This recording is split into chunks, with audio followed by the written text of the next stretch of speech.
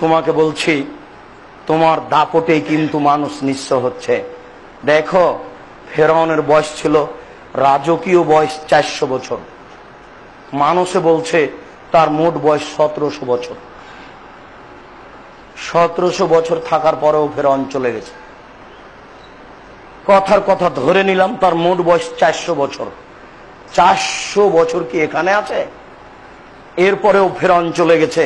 তুমি বিশ্বাস করো কোন নির্যাতন চিরদিন থাকবে না। তুমি বিশ্বাস করো কোন ক্ষমতা চিরদিন থাকবে না। আজ হোক আর কাল হোক, তার একদিন পতন হবেই। তোমাকে আমি বহুদিন বলেছি পৃথিবীতে মানুষের নিরুপায় আছে। তুমি যদি এটা দেখতে চাও তাহলে দেখতে পারো খুলনার অঘোষিত সম্রাট এরশাদ শিকদার টাকা দিয়ে নিজেকে বাঁচাতে পারেনি। বিশ্বাস করো এটাই পৃথিবীতে নিরুপায়। তোমাকে আরো বলছি, এদের একজন প্রেসিডেন্টের কথা, প্রেসিডেন্ট সাদ্দাম, এত ক্ষমতা, রাতে রাতে দেশ দখল। এত বড় দাম্ভিক প্রেসিডেন্ট নিজেকে একদিন রক্ষা করতে পারেনি।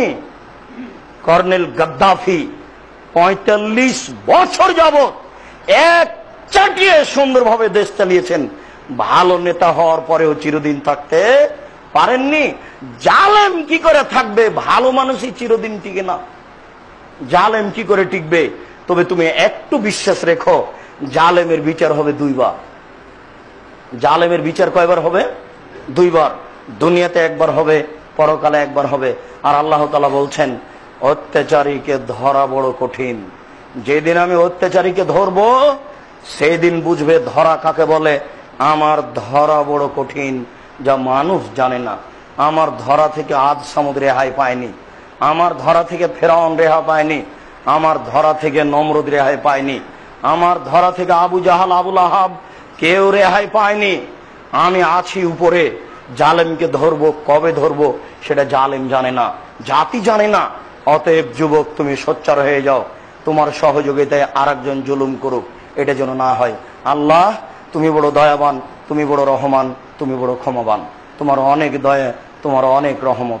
আমরা মানুষ, আমরা বুঝি না, আমাদের ভুল ত্রুটি হতেই পারে। তুমি একটু দয়া করো, তুমি আমাদেরকে ভালো বুঝার তৌফিক দান করো। আমাদের যারা মারা গেছে তুমি তাদের কবরের শাস্তি মাফ করো।